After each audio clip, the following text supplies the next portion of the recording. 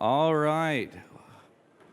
Well, welcome back. If I haven't gotten a chance to welcome you yet, back to Stand Firm here, Southwestern. Everybody have a good night? Marginal at best? Okay. All right, well, we have our first giveaway. And would Travis Dickinson, please, no, I'm just kidding. Would Joseph Bradley, all right.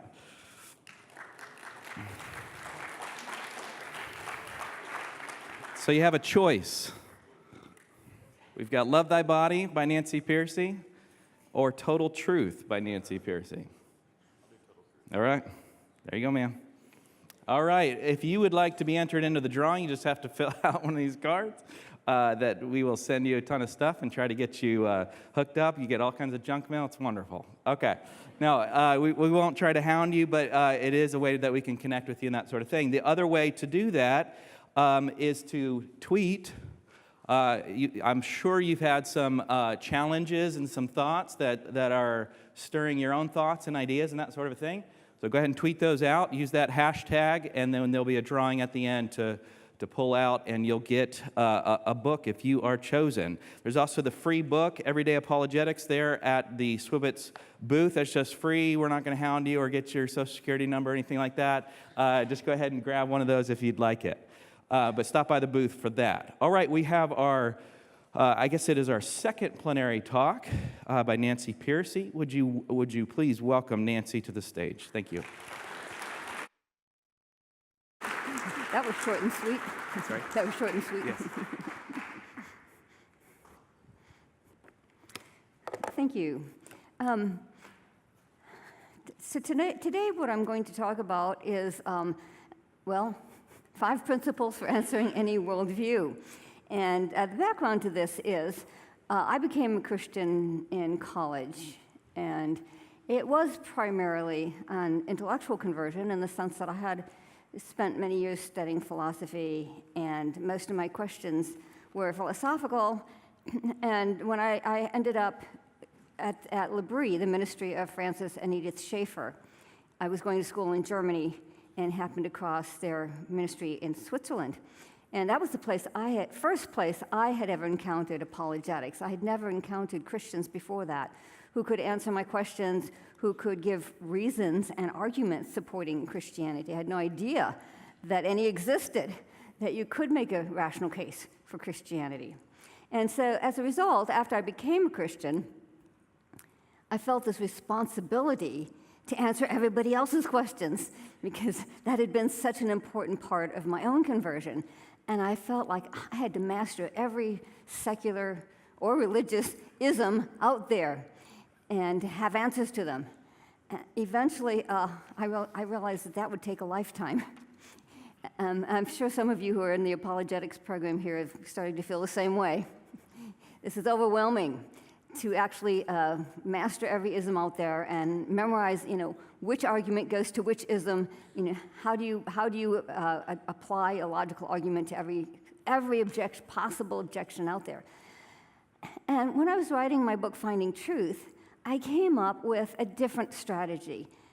I came up with a strategy that you can apply to any ism out there, any religious or secular ism. You don't have to memorize a different argument for every set of beliefs, every set of convictions that you might encounter. And what's even more exciting is that these 5 principles are derived from Scripture, from the first chapter of Romans. Most books on apologetics don't have a lot of Scripture. Have you ever heard that criticism?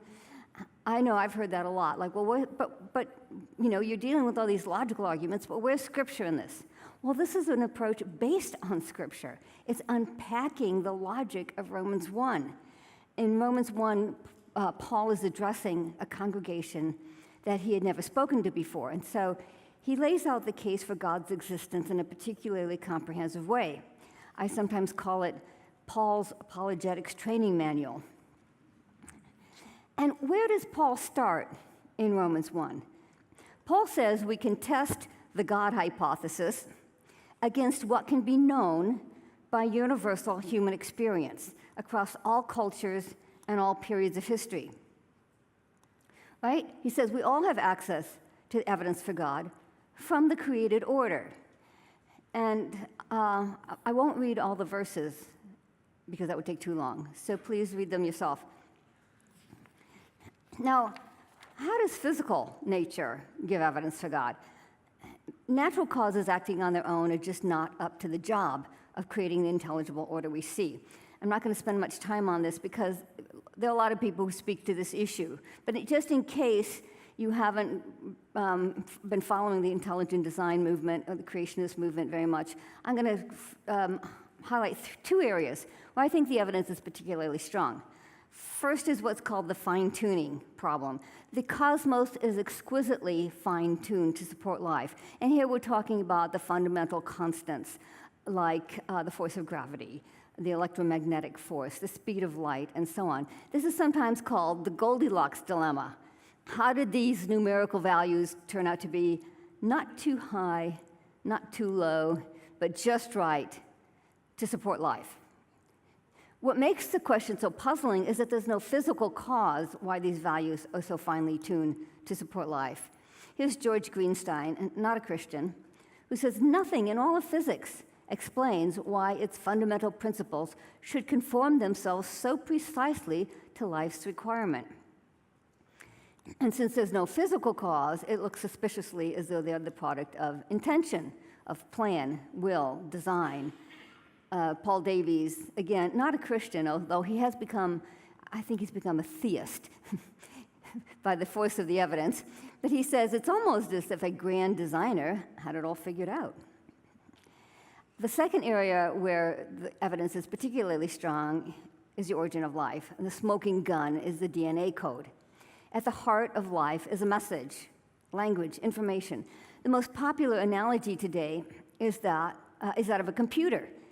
The hardware is the DNA molecule, the chain of chemical components linked together, and the software is the DNA code, the genetic information. And this explains why all the experiments on origin of life have failed, because they address only the hardware. They're trying to get the chemical elements to line up. But again, Paul Davies, attempts at chemical synthesis of life focus exclusively on the hardware, the chemical substrate of life, and they ignore the software, the informational aspect. But every kid with a laptop knows that chemistry alone will not explain life's origin any more than a study of silicon, copper, and plastic, that is the hardware, will explain how a computer can execute a program. Or as he puts it in another place, you can't put silicon, copper, and wires together and get Windows 98. That's kind of dated now, isn't it? But it's a great quote, though. So let me just say that in the New Testament era, people recognized the evidence for God in nature, even without the benefit of modern science. A century before Christ, the great Roman writer Cicero said, "When we see something moved by machinery, like an orrery," that's a mechanical model of the planets, or a clock, or many other such things, we do not doubt that these contrivances are the work of reason. When, therefore, we behold the whole compass of the heaven moving with revolutions of marvelous velocity and perfect regularity, how can we doubt that all this is affected not merely by reason, but by a reason that is transcendent and divine? So the audience that Paul was addressing in the book of Romans knew as well as we do that the cosmos gives evidence of a mind that is transcendent and divine. By the way, the photo on the bottom of that slide is an orrery. It was recovered from under the Mediterranean Sea a couple years ago, and it is so complex that news reports called it the world's first analog computer. And Cicero concludes, "You see not the deity, yet by contemplation of his works, you are led to acknowledge a God." That sounds almost biblical, doesn't it? What is the theological term for the evidence for God from nature? Yeah, general revelation. Good. So when Paul talks about general revelation, though, he does not only mean the beauty and complexity of nature. He also means humanity. You and I are part of the created order, and we too give evidence for God. Why is that? The principle is the cause must be equal to the effect. Because humans are capable of knowing, the first cause that created them must have a mind. Because humans are capable of choosing, the first cause that created them must have a will.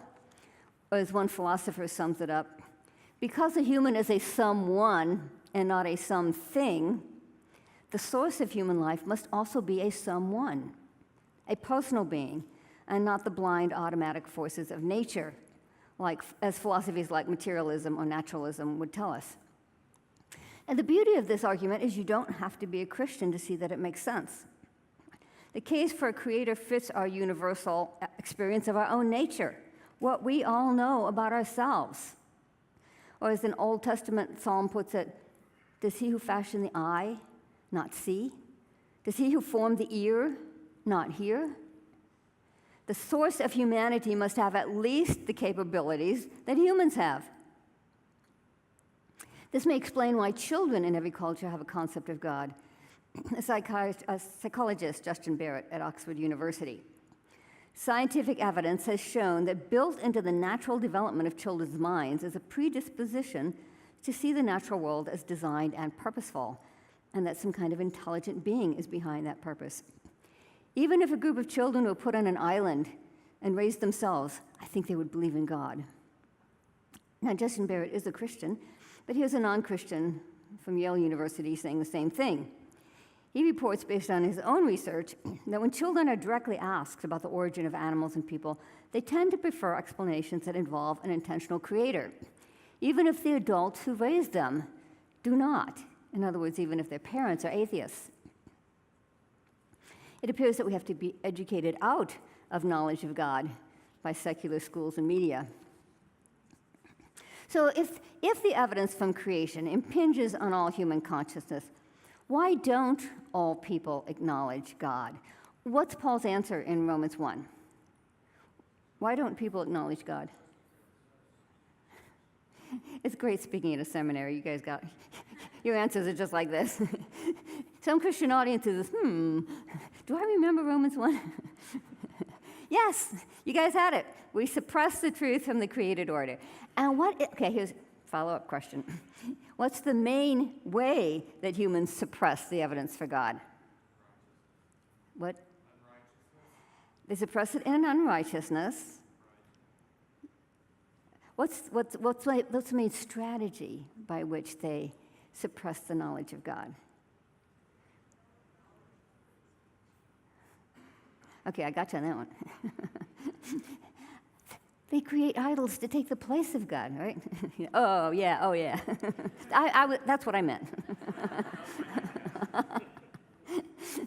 Okay, God substitutes, right? An idol is anything in the created order that's elevated to the status of the divine. It's treated as the ultimate reality. It is absolutized.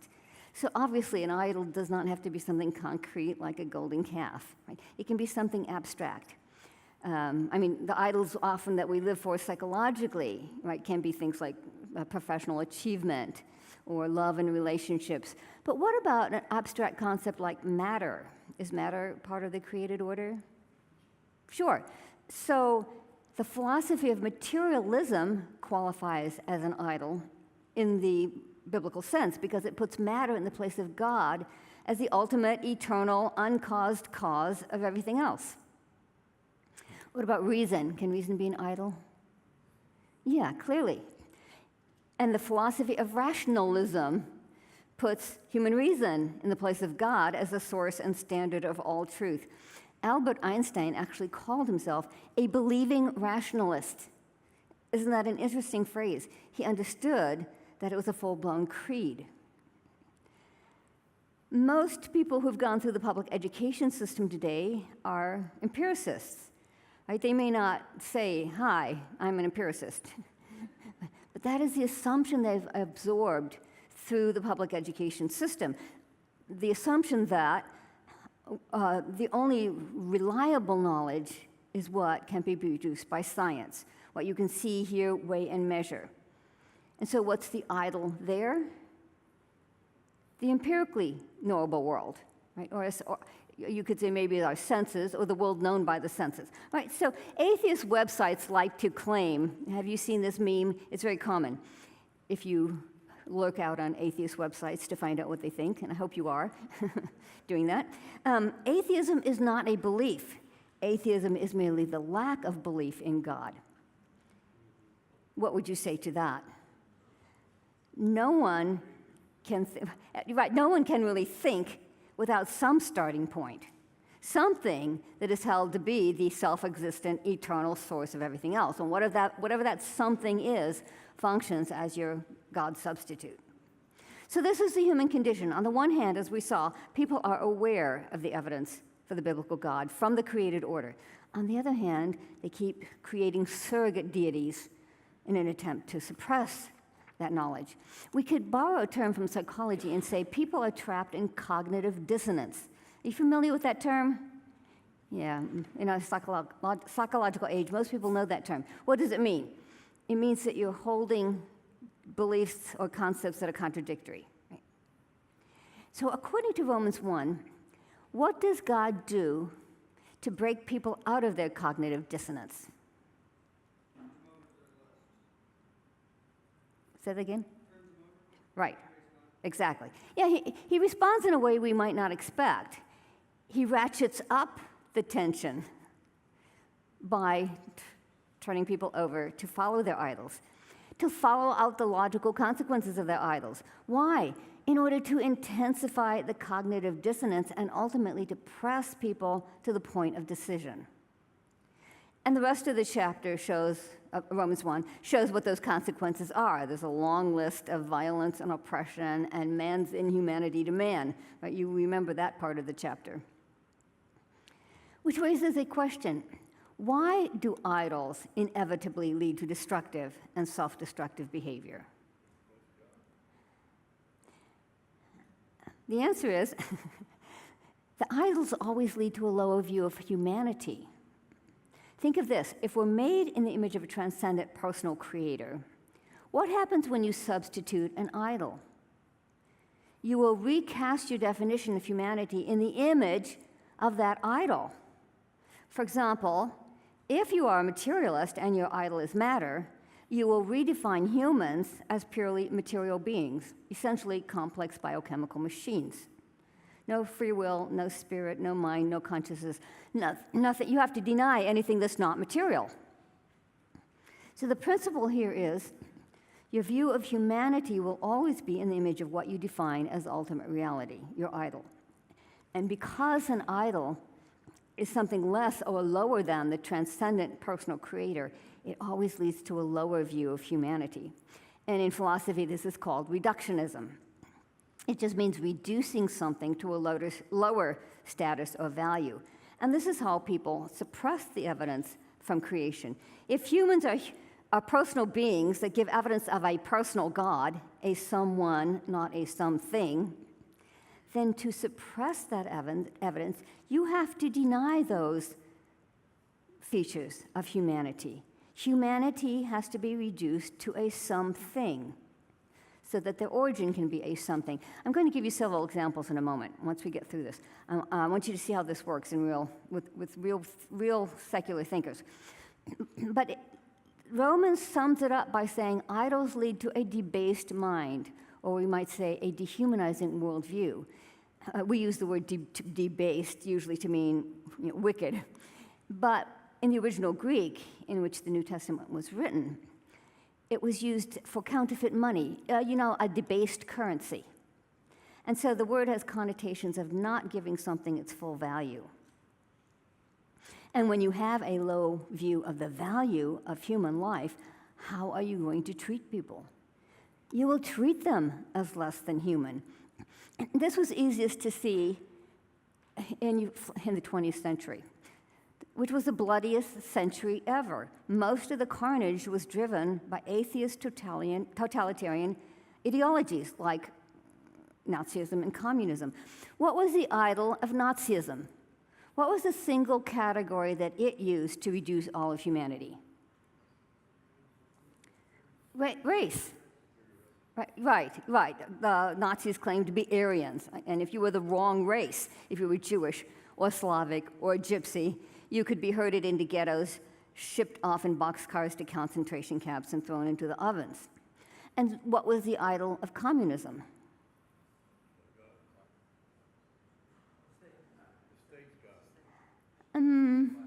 What was Marx's theory? Marx reduced everything to class. Is that what you're saying? Yeah, class. Economic class. Absolutely. Economic class. Capitalist versus proletariat. So if you were the wrong class, if you were a kulak, which was the higher level merchant class, you could be put in prison, shipped off in boxcars to hard labor camps, and worked to death or shot. So this explains why Romans 1 starts with idols and ends with a long list of destructive behaviors. A debased mind leads to debased behavior. Those who dishonor God end up dishonoring themselves and others. So Romans 1 gives us a fascinating analysis of how worldviews form and where they go wrong. How can we use this to inform apologetics? I'm going to pull out 5 principles, and then I'll work through them with some examples. So if you were to pull out 5 principles from what we just went through in Romans 1, where would you start? If you are analyzing a worldview, any sort of non-Christian philosophy or religion, where would you begin? But their view of man is derivative on? Right, their idol. Good. Identify the idol. I'm teaching students who sometimes have no background in philosophy, and it's easy for them to get overwhelmed. And so I say to them, start by identifying their idol. Everything else is going to flow from that. What does it propose as the ultimate eternal self-existing reality? So let's keep using materialism, because that is the dominant worldview on the college campus today in academia. So you might think of a worldview as trying to stuff all of reality into one box. Right? So the materialist is the box of matter. Then what? What's your next step? Then what you said before. Whoa, that was good. Yeah, so then what is your view of the human person? Right? How does it suppress the evidence of creation? So again, you see, the problem is, no matter which box you choose, it's never big enough to explain all of reality. You can be absolutely certain. This is what I love about this approach. As a Christian, I have tried to stay intellectually honest and open to objections, right? And to the idea that maybe someday I would run into objection I couldn't answer. Maybe I would someday run into a form of thought that I really couldn't respond to. I think as a Christian, you need to stay open to that possibility. After Finding Truth, I know I never will, because it is totally logical. No matter what, if there's either God or there's something in creation. What else is there? There is nothing else. So if you reject God and choose something in creation as your idol, you can be absolutely certain it will not be adequate to explain reality. Why not? What do you think? I can't hear from up here very well. Well, yes, I wouldn't say it quite that way, but that's what I mean. Yeah, it's a part. It's always a part of creation, and a part will never be big enough to explain the whole, which is what you meant, right? A part will never be enough to explain the whole. It will always be too small. Something is going to stick out of their box. Right? If you have a box, it will never be big enough, and something will always stick out. Something will not fit into your box. Of course, if you admit that, you've just admitted that your philosophy doesn't work, that your categories are too limited to account for all of reality, so you don't admit it. You take whatever doesn't fit in your box, and you say, well, it's not real. It's an illusion. There's the reductionism. So reductionism is simply a way of denying whatever doesn't fit into your box. So So materialism, for example, says humans are biochemical machines and just reduces everything else to an illusion. So those are the first two steps are basically how to analyze this, what is the key part of this worldview, a philosophy. What's its idol, what's its view of human being? Now, the next two questions are how do you test a worldview? How do you test any idea? This is really common sense. These are the questions that you ask when you are in a courtroom, when you're in the science lab, or when your kid is explaining why he didn't do his homework. What are the two basic questions that you ask to test any idea? Yeah, what's your evidence? Does it fit the real world? Does it fit the facts of the real world? And yeah, you got them both. And is it logically coherent? Does it hold together? Does it hold together logically? So let's take the first one first. Test it against the external facts, right? And again, when you start with an idol, you can be totally confident that the box will always be too small to explain the real world. It's part of creation, and so it will never explain the whole. And as a result, it will always lead to cognitive dissonance. Remember from Romans 1, it will always lead to some cognitive dissonance. So the materialist says we are machines, but in practice, does anyone really function as a robot? Of course not. We all make decisions from the moment we wake up in the morning. One philosopher, John Searle at USC, jokes that if people deny free will, then when they order at the restaurant, they should say, just bring me whatever the laws of nature have determined that I will get. So number 4, like you said, is to test it internally, the internal logic. And I propose to you that every idol leads to internal contradictions, precisely because of its reductionism. You see, when the human person is reduced to something less than fully human, that includes our cognitive capacities, mind, rationality, reason. But how do they argue their own case? They have to use reason. So when they debunk reason, they undercut their own case, like this example from materialism. According to materialism, our ideas are not really true or false because they're just neurons, the product of neurons firing in our brain. But to be consistent, that rule has to include the idea of materialism, which means it's not really true either. It's just a product of neurons firing in our brains. It's just a physical process. Is a physical process true or false? No, it just is. It's like digestion.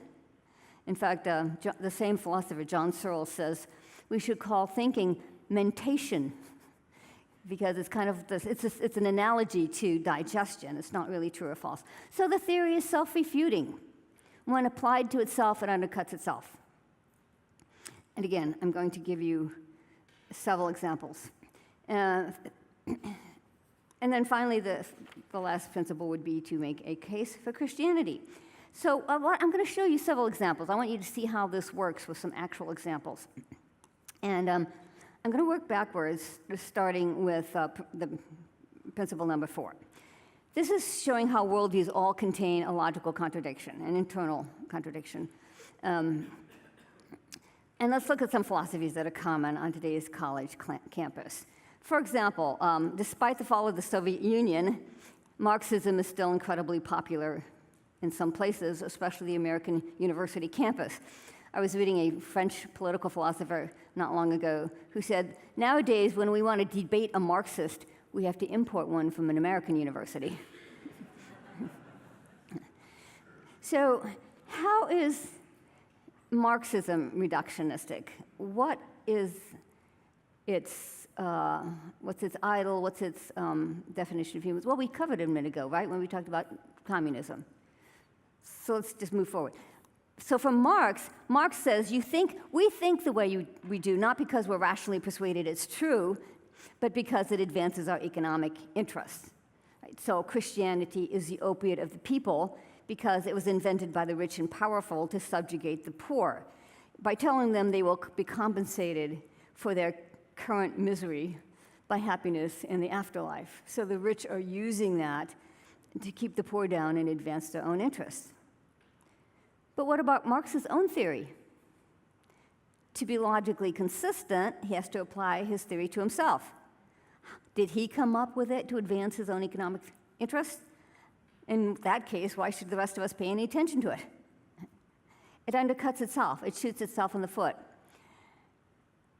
Anytime you reduce rationality to some non-rational cause, you undercut the case for your own view. What about Sigmund Freud? Freud had an enormous influence on the modern mind. How is Freud reductionistic? He says, you believe what you believe not because you're rationally persuaded it's true, but because of psychological issues, and especially sexual repression, right? Whoop. There. What does that say about the origin of his own theory? Onto the couch yourself, Dr. Freud. Postmodernists say human rationality is swamped by non-rational social forces like race, class, gender, ethnicity. So what about their own theory? Are they just mouthpieces for their own race, class, gender, and so on? In that case, why should we pay any attention to them? A fast-growing movement on college campuses today is evolutionary psychology. The idea that if our brains evolved, then the ideas in our brains are also products of natural selection.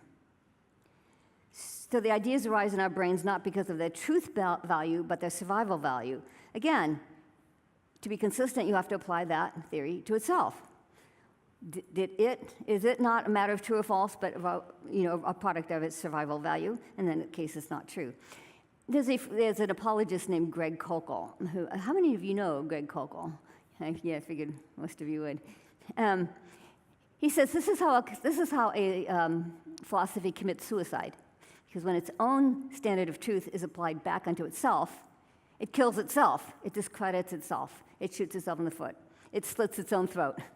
The technical term for this is self-referential absurdity. So you can see why my students prefer to say it commits suicide. And it's a standard tool in any philosophical toolbox. If you're reading a book on philosophy, you'll find it's constantly used in discrediting, whatever the author disagrees with. What's unique about finding truth is I tell you why it works and how to apply it. Nobody tells you why it works. The reason it works is because of the reductionism. And the way you learn to apply it is find the reductionism. That's the point where the worldview will be self-refuting. And again, instead of just trying to memorize, okay, this argument goes with this ism, just learn to find the reductionism, and that's where it will be self-refuting. That's where it will commit suicide.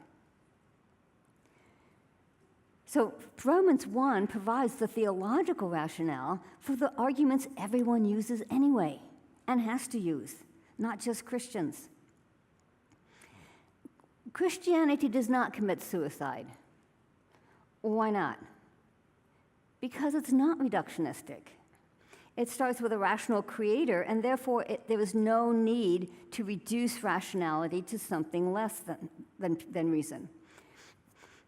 A rational God made the world with a rational order and created humans in his image to function in that order. And so there's a congruence between the structure of the world and the structure of human cognition.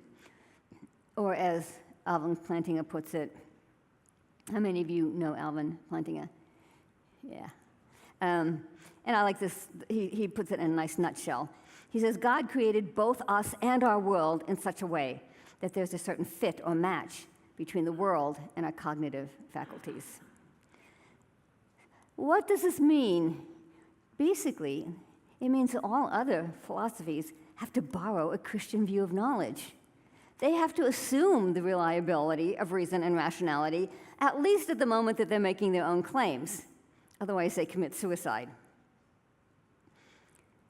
If you've read Frank Turek's book, Stealing from God, that's basically his argument, is that the secular people are constantly having to borrow from Christianity even to make their own case. Okay, so to recap then, first we looked at two ways to test a worldview. Internal contradiction is what we just covered. Every non-Christian worldview commits suicide at some point. Now let's look at the external test. Does it fit the real world? And we're going to see something really fascinating here. Many prominent thinkers today actually admit that their philosophy does not fit the real world. And I want you to see this in their own words. Galen Strawson is a British philosopher who says humans are essentially machines, robots.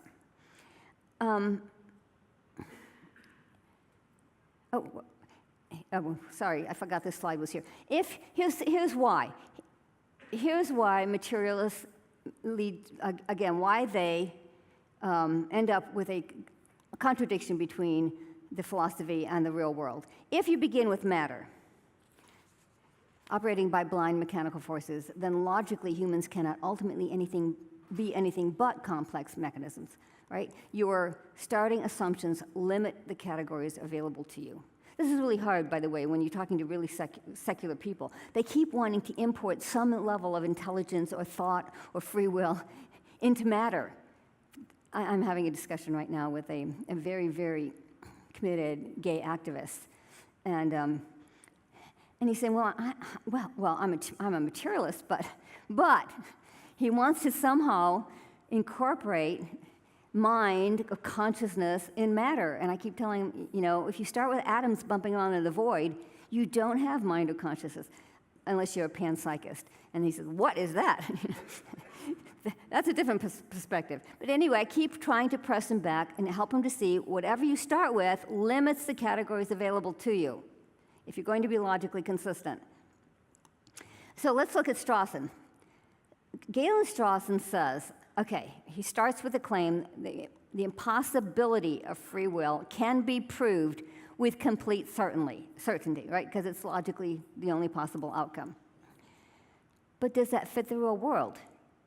In an interview, he says, I can't really live with this fact from day to day. Can you, really? So watch for phrases like that. We can't really live with it.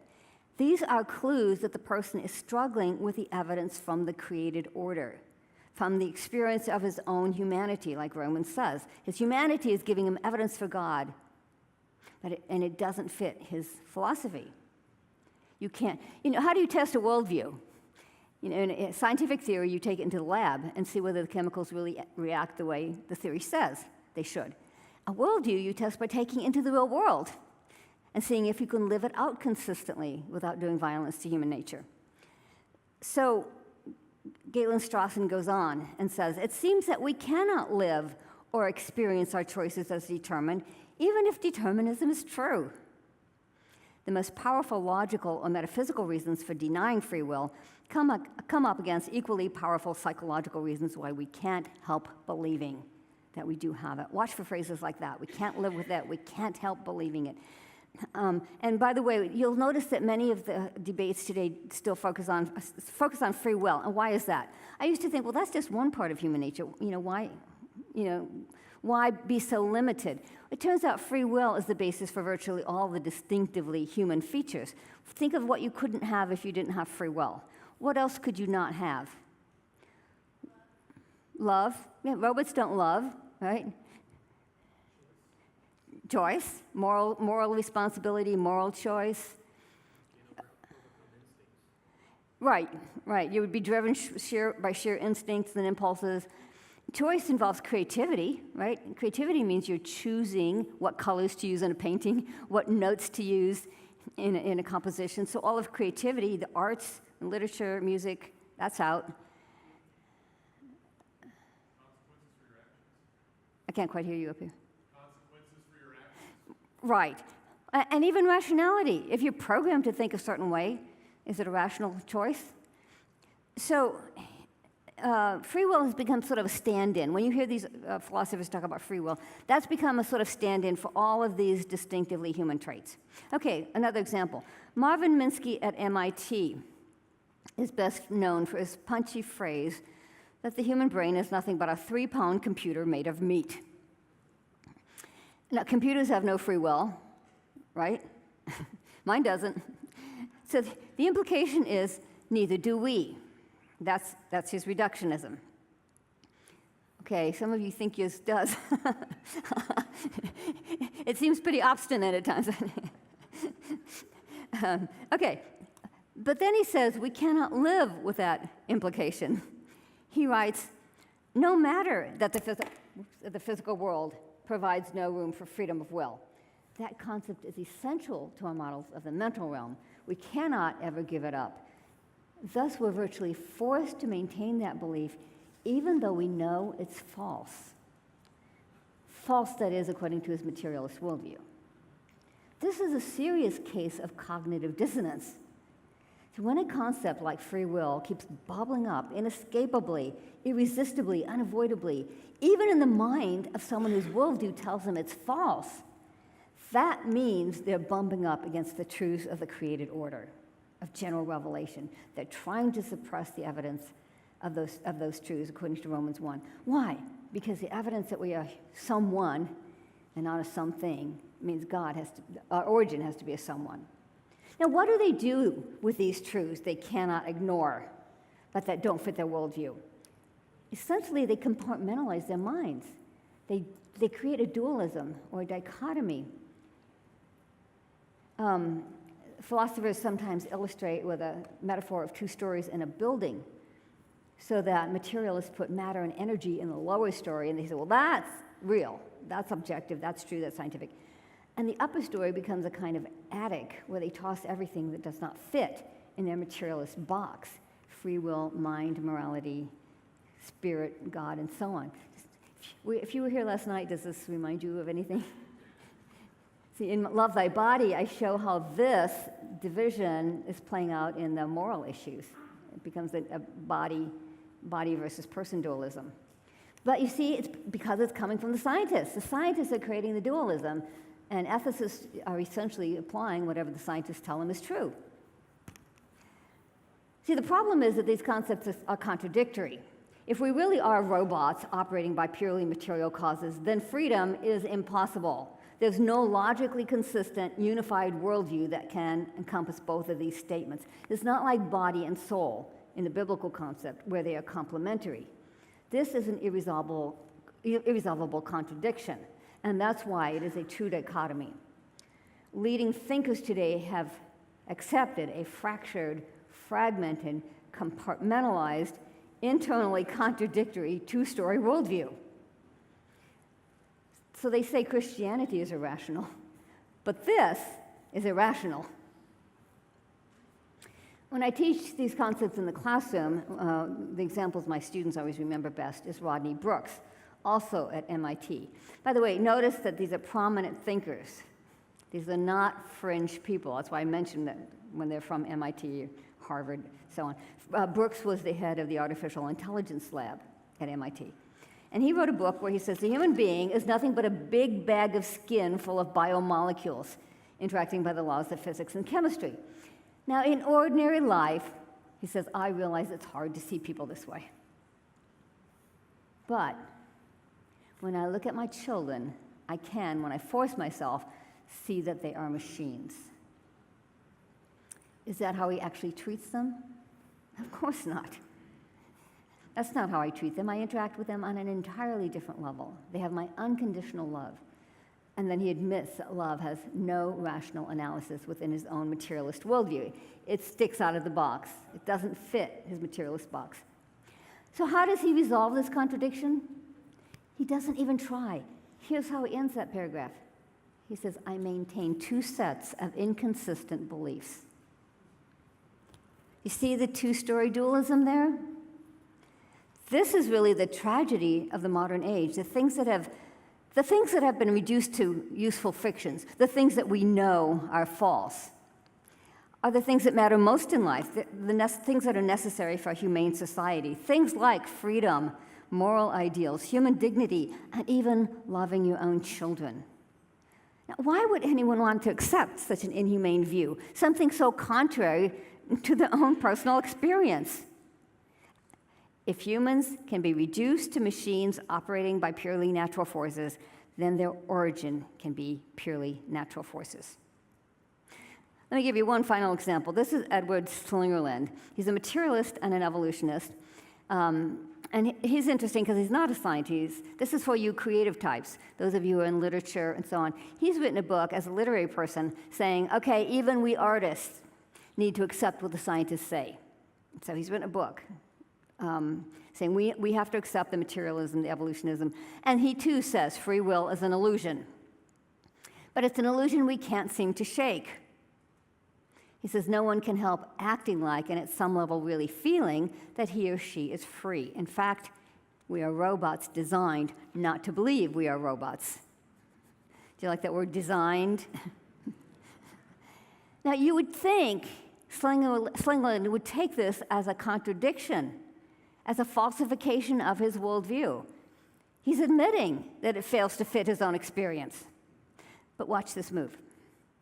He says we must cultivate a dual consciousness, striving to view human beings simultaneously under two descriptions, as physical systems and as persons. So what's he doing? He's intentionally setting up this dichotomy, physical systems versus persons. Now, apparently the contradiction hits home the hardest when it hits home, because he too finds his philosophy the hardest to live with when it comes to his children. So he says evolution tells us humans are just biochemical robots programmed for evolutionary survival. But the idea of my daughter as merely a complex robot carrying my genes into the next generation is both bizarre and repugnant to me. Such extreme reductionism inspires in us a kind of emotional resistance and even revulsion. In fact, he says, if you don't feel that revulsion, something's wrong with you. There may be individuals who can quite easily conceive of themselves and other people in purely instrumental, mechanistic terms. But we label such persons psychopaths and quite rightly try to identify them and put them away somewhere to protect the rest of us. So what can we say when someone urges us to adopt a view that he himself admits is bizarre and repugnant, that ought to inspire revulsion, that would justify us in locking people up if they actually believed it? This is severe cognitive dissonance. He is being driven to the logical conclusion of his idol, just like Romans 1 says. He is being pressed to the point of decision. Will he acknowledge the evidence from the created order, that his daughter is a personal being and gives evidence of a personal creator? Or will he cling to his materialist beliefs in the face of the evidence? Now, the strength of this approach to apologetics is it shows why worldviews fail on their own terms. It's not very effective to criticize someone else's view from within your perspective, because that just means they disagree with you. Instead, Christians must step inside the other person's perspective and show that it fails to account for reality as they themselves experience it. Our hearts really should break for people whose background and education has led them to accept worldviews that are dark, dehumanizing, and dishonoring to the human person. And how can we present Christianity as anything but radically positive and humane? It is more appealing, more attractive, more inviting than any competing worldview. Last night we talked about the beauty of the Christian worldview and how attractive that is. Because it does not start with any part of creation, but with the transcendent creator, it does not suffer from that internal contradiction. It applies to all of human experience. So today, ironically, it is Christians who still affirm the unity of truth, that truth is a coherent, logically consistent whole. And when Christians recover this insight, it can be transformative. Let me give you one example. How many of you know the hip-hop artist Lecrae? I was surprised one day when a friend started emailing me and saying, Lecrae is recommending your book, Total Truth. He'd been recommending it at a conference. And if you don't know Lecrae, he grew up in poverty. His father abandoned the family. He got involved in drugs, sex, alcohol, gangs. He was so wild that his friends called him Crazy Cray. And he himself, I had a chance to meet him, and he said he was the poster child for every stereotype of urban subculture. But Christians reached out to him. He became a Christian. Today he has won several Dove Awards and at least 2 Grammys. Is it more than that? I can't keep up with him. He keeps winning them so quickly. At a conference talk, Lecrae said the turning point in his life was not just his conversion, though. It came when he understood that Christianity is not just religious truth, it is total truth. It gives a coherent, consistent answer that applies to every area of life.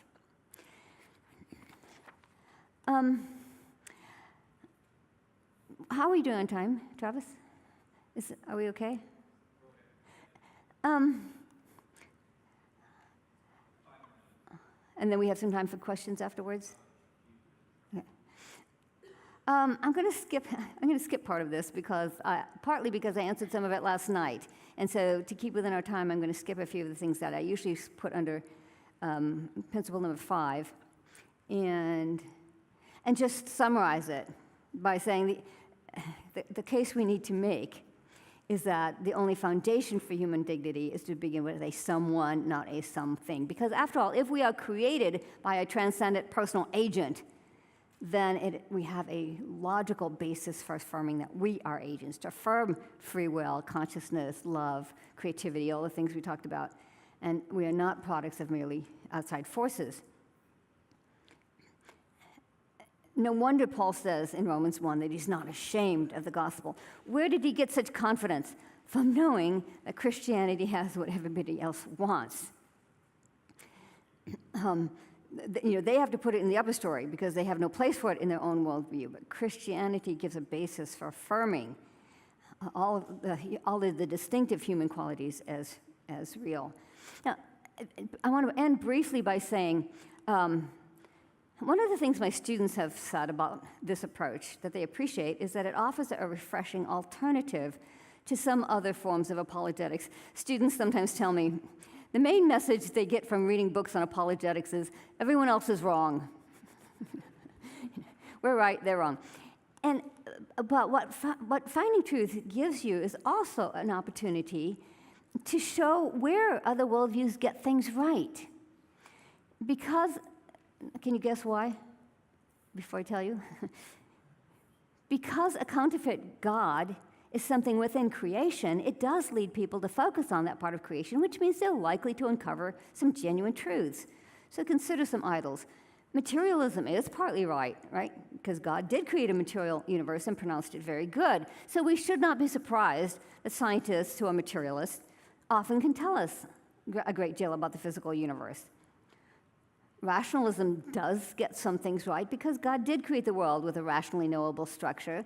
And as we said earlier, we have a corresponding mind. And so C.S. Lewis's book, Screwtape Letters, the older experienced devil warns the younger devil to avoid making logical arguments against God. He says, by the very act of arguing, you awaken the patient's reason. And once it is awake, who can foresee the result? Empiricism does get some things right, because God did create a world with a sensory dimension, created us with our 5 senses, and Jesus himself validated the need for empirical evidence. He said, if you don't believe my words, believe on the evidence of the miracles. And when the apostles proclaimed the gospel, their message was eyewitness testimony, that which we have heard, which we have seen with our eyes, which we have looked on, which we have touched with our hands, right? 1 John 1. And my favorite phrase, actually, I think I got it from you, Tim.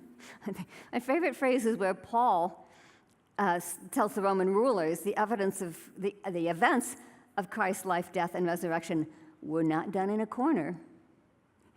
I love that phrase. You're the one who brought it to my attention. These things were not done in a corner. In other words, they were public events witnessed by many people who were still alive at the time and could potentially refute the apostles' claims if they had any contrary evidence. So a biblical worldview enables Christians to approach every other worldview with a free and respectful attitude, knowing that virtually every perspective offers something of value, that we can glean what is good wherever we find it. We can enjoy the best works of any culture. We can delight in the artistry and beauty of works of art and literature. We can glean insights from science and philosophy. But all the while, what we need to be doing is making the case that whatever is genuinely good and true finds its home in Christianity. What every ism does, essentially, is take one strand out of the rich fabric of truth, turns it into an absolute, a God surrogate, an idol. And it's Christianity alone that provides the overarching framework, what all the greatest philosophers and sages have sought, a coherent, transcendent framework that encompasses all of human knowledge. Now, of course, Christians are also susceptible to holding idols, right? I was in the hallway of a Christian college where I was teaching, and one of the students was reading a book on postmodernism. So, of course, I had to stop and engage. And I said, "What are you learning?" And he looked at me with a kind of astonished look on his face and said, "I'm learning about myself." I had no idea I had absorbed so much of postmodernism. I am understanding now why I think the way I do. Because he didn't have a critical grid, he was simply absorbing these ideas and didn't realize it until he actually read a book on postmodernism. So the lesson is that we should never treat idol analysis as merely a matter of addressing how other people think. That apologetics is not only for evangelism, it's also for our own sanctification and growth in grace. That the ultimate goal is to love God more authentically, to worship Him more fully, and to love God with all your mind. Thank you very much.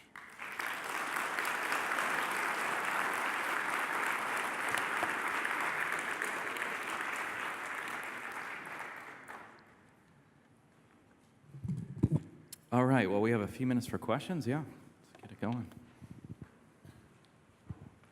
Thanks for the presentation. I was wondering about the phrase, the cause has to be equal to the, or the effect has to be equal to the cause. Is that how you worded it? The cause has to be equal to the effect. In other words, we're seeing the effect. We're trying to explain the universe. We're trying to explain our existence. Yeah, Schaeffer talked about water in a valley, and if there wasn't enough, if the valley next door had a certain amount of water and we got more than that water in this one, it couldn't be the source, and so it has to sort of be sufficient for it, right? That's the... Yeah, he was giving an example, living in the Alps. He was giving an example from the Alps, but it's summarized in the statement, water doesn't rise above its source. So my question is about evil. We talked last night about objective evil. Where does that fit into that sort of framework? Yeah, the intelligent design movement deals with this a lot. You can tell something's designed even if it's broken. If my computer's broken, I don't say, "Oh, well, I guess it was originally created by blind material forces." No, I recognize I can still make a case that a computer has to be the product of intelligence even when it's broken. So I don't think the problem of evil really touches on questions of, how do we know whether there's a personal beginning, a personal agent, or whether we're the products of blind material, mindless, purposeless forces. I guess what is the source of evil? We wouldn't want to say God is the source of it. Right, I agree. I mean, you said you just had a workshop on this, right? I know there's one workshop on. Yeah, so I don't want to take somebody else's topic. Essentially, the classic Christian answer is, if God is not the source of evil, if in any way God is the source of evil, we have a problem. Because if God is the source of evil, then it's endemic. Then you can't really fix it. There's no solution. There's no redemption. There's no salvation. So the only way that Christianity has an answer to the problem of evil is it has to say there has to be another cause besides God. We are true causal agents.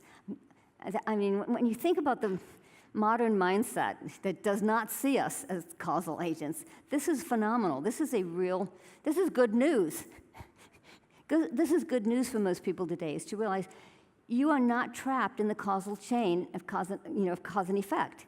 You are a true first cause. You can break the cause and effect and become a true first cause of another series of causes. So that's wonderfully empowering, but it also means we have incredible responsibility. And so that is the classic Christian answer to the problem of evil. It says there's more than one cause. God is not the sole cause. We are true causes.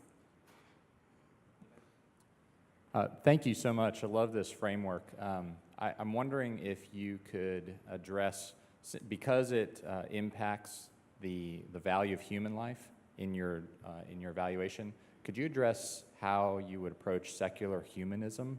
Find that challenging, especially when they approach this peacefulness of all religion and such. Peacefulness of? Of just all religion. You know, they would talk about focusing on humans as the idol, I would see. But let's leave the religion discussion out, and let's all just make humanism the focus. And I think that's a challenging one. Yeah, what's interesting is I don't actually find many humanists today, because all humanists are, if you press them, end up being materialists. Right? They end up, their ultimate commitment is to materialism. And so, if you were here last night, you might remember I quoted John Gray. John Gray is a contemporary British philosopher, and he's kind of the Nietzsche of our age in the sense that he is talking to his secular colleagues, and he keeps pressing them on the issues that you cannot be a humanist, and he uses that term. So look up John Gray, by the way, Gray. He's constantly pressing humanists and telling them, you can't be a humanist if you start with atheism. Because if you start with atheism or materialism, and we are just complex biochemical machines, then all these things that you're trying to assert about the dignity of human beings, he says, last night the quote was, any humanist, any atheist who's trying to assert any special dignity is borrowing from Christianity. He says it's a derivative of Christianity. He says you don't realize it, but you have simply absorbed the high view of the human being from our Judeo-Christian environment. You need to get consistent. You need to be logically consistent and recognize, no, that we are just organisms like any other organism. And last night I quoted Peter Singer, too, who said, if you think there's anything special about humans, then you're guilty of speciesism. It's akin to racism, where you think your race is superior, or sexism, where you think your sex is superior.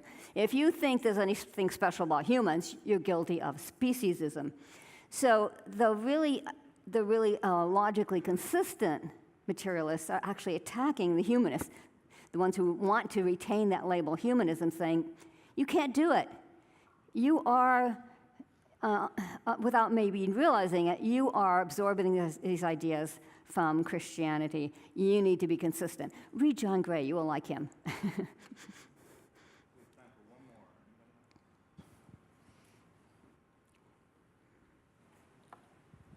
So, Dr. Pearcey, thanks so much. You mentioned that Christianity is the only worldview that has a comprehensive view. Are there any other theistic worldviews that come close? Theistic worldviews. Well, I won't deal with in Love Thy Body. In Finding Truth, I don't deal with Judaism because the relationship with Judaism is and Christianity is so complex. I do deal with Islam, and it's true that when you have a transcendent creator, it's a little harder to make this analysis because they're not focusing on something within creation. But you can still show that it's reductionistic because it has a lower view of God. Why does Islam have a lower view of God and therefore a lower view of humanity? Because it doesn't have the Trinity. And the Trinity gives a basis for a lot of the personal characteristics that the Bible attributes to God are possible only because of the Trinity. I think everyone should memorize some of the key quotes from Lewis that are really helpful. And this is one of them. He says, people are so fond of saying God is love. But what they don't realize is God cannot be love unless he's at least two persons, because love is something that happens between two persons. And so Schaeffer used to say the Scripture is very economical because it has the fewest number of persons that you can have without merely reciprocity, but a true social relationship. 3 is the minimum for something that's truly a social relationship. So love, communication, self-giving, all the sort of social or interpersonal characteristics of God are only possible if you have a Trinity. And so as a result, even Islam does not have as high a view of the human person, because if those qualities are not in God, they cannot fully affirm them in humans. So, in Finding Truth, I give more detail, but that would be the basis of my answer. So the Trinity has some apologetic value. Who thought that would come up today? Will you thank Nancy for her talk today? Thank you so much.